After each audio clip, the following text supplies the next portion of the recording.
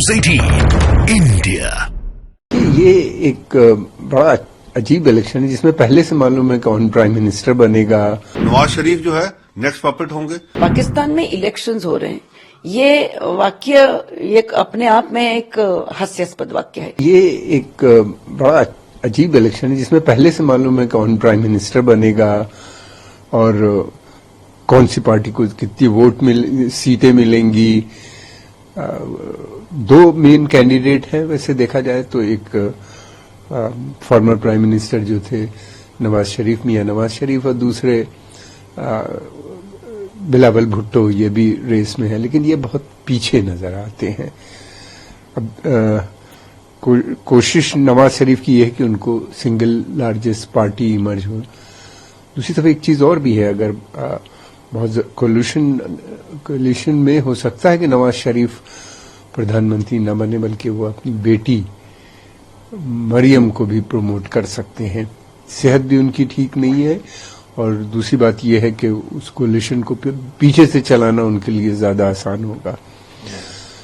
वैसे नवाज शरीफ के अब संबंध बहुत अच्छे हो गए हैं पाकिस्तान की सेना से, फैमिली दोबारा से रिहेबिलिटेट हो गए हैं, उनके सारे गुनाह माफ कर दिए गए हैं, वापस आ गए हैं। वायलेंस का डर है क्योंकि ऑलरेडी काफी हो चुका है, शुरू हो चुका है। कल देखना यह है कि किस तरह खास तौर से खैबर पख्तूनख्वा और बलूचिस्तान, ये दो जगहों पे लगातार वायलेंस चल रहे हैं और आगे भी बढ़ने का।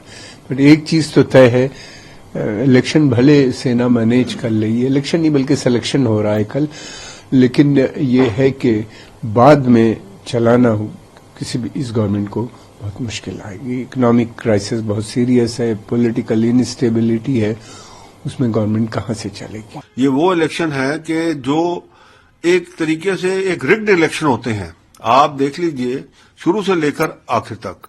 पिछली बार जब इमरान खान जीते तो उसको तो सीधा सीधा लोगों ने कहा जी ये तो आर्मी मैन है, इसको तो फौज ने जिताया, और अब उसी फौज ने उसको अंदर कर दिया हुआ है। और नवाज शरीफ आ गया है वहां से, इंग्लैंड से, जहां पे अपने आप एग्जाइल में बैठा हुआ था। सारे केस जो है उनके खिलाफ थे वो सारे वापस हो गए हैं, अब उसकी पार्टी लड़ रही है और उम्मीद तो यही दिख रहा है कि नवाज शरीफ जो है नेक्स्ट पपेट होंगे।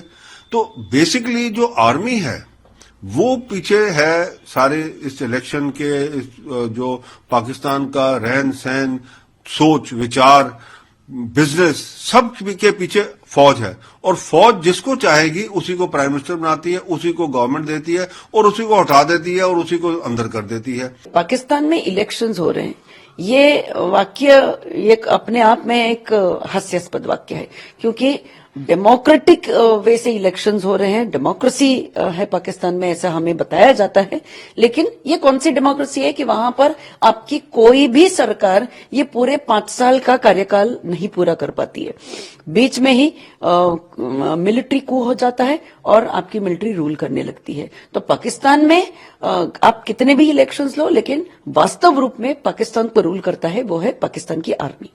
दूसरी चीज ऐसी कि पाकिस्तान के इलेक्शंस में, जनरल इलेक्शंस में आतंकवादी हिस्सा ले रहे हैं। आतंकवादियों ने हाफिज सईद की पार्टी, उनके जो भी नेता है, उन नेताओं ने एक अलग पार्टी बनाई है, उस अलग पार्टी के नाम के अंडर वो टिकट लेकर वो इलेक्शन लड़ रहे हैं।